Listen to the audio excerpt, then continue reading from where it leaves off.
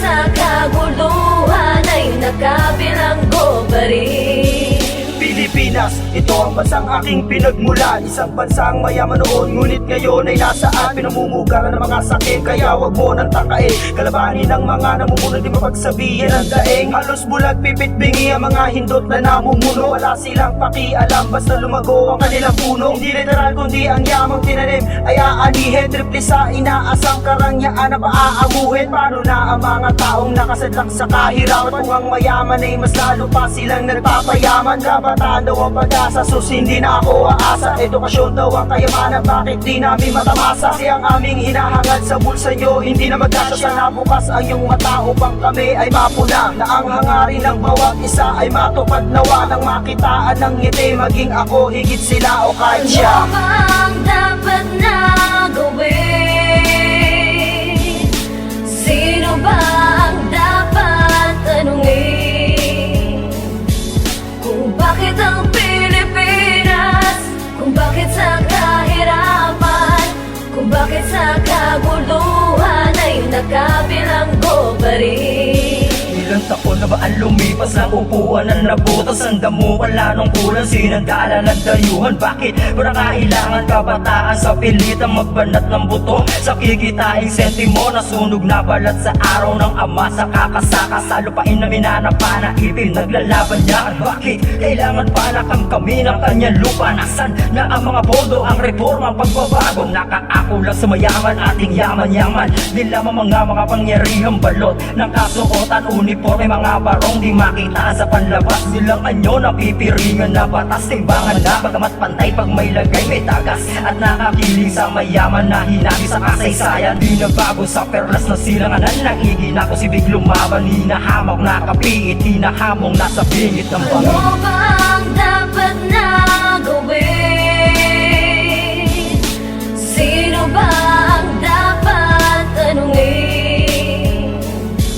Kung bakit ang Pilipinas, kung bakit sa kahirapan, kung bakit sa kaguluhan ay nakabilanggo pa rin? Kapayapaan, yan ang lagi na lang sinisigaw ng ating kababayan, sa pag-asa ay uhaw. Bakit lumo ang pandilig sa lupang sinilangan? Wala na bang remedyo at wala bang katapusan? Ang pagtalak ng tubo, hindi ba kaya kong pigilan? Kapwa Pilipino natin ang lubog na nasusugatan dahil sa mga prinsipyo na kanila pinaglalaban. Hindi magkasundo kaya sa gera nagpapatayan. Dahil sa pagkikipaglaban, inosente may armas. Hindi nila batid kahit buhay pa ay kumupas, para lang may pagtanggol ang teritoryong inaagaw. Undayan man ang parin, hindi pa rin magpapasapaw. Luzon, Visayas, Mindanao, Pilipinas kung mahal. 7,107 isla ay di tumagal. Makasirain lang ng mga gera kung saan naglilipana. Dalangin ko sa may kapal na ito'y matapos na, upang ang kapayapaan ay lubusang maghari na. Ano ba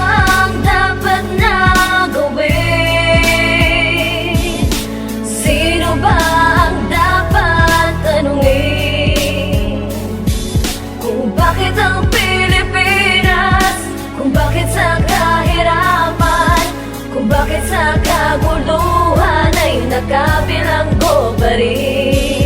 Asan na ang mga nangako sa mga pangako na napako? Bakit hanggang ngayon marami pa rin sa atin nang nangangako? Hindi na ba nagsawa sa bulog nilang pangasiwa? Lubog na nga sa kahirapan, lalo pang kinakawawa. Kailan ba mahagad ang ating kapayapaan na hindi kumadama hanggat merong pandigmaan? Digmaan na lang nagdulot ng isang malaking kaguluhan. Kaguluhan na lumalamon sa pangarap na kapayapaan. Pilit kong ipinaglalaban, ngunit anong magagawa kung ang mismo kalaban ay mga namamahala? Tama na ang awayan, itigil na ang gerahan. Tayo ay magtulungan, tama na ang sisihan. Isa ako sa mga kabataan na namulat sa magulong sistema. Sistema na dapat na baguhin para sa ikaulad ng ating bansa. Bayan kong sinilang, ito ang tahanan ng aking lahi. Tanggalin ang mga kaliwa sa sumisira sa ating lahi. Ano ba ang dapat na gawin? Sino ba ang dapat tanungin? Kung bakit ang Pilipinas, kung bakit sa kahirapan, kung bakit sa kaguluhan ay nakabilanggo pa rin? Bakit ba kailangan pa may magdusa?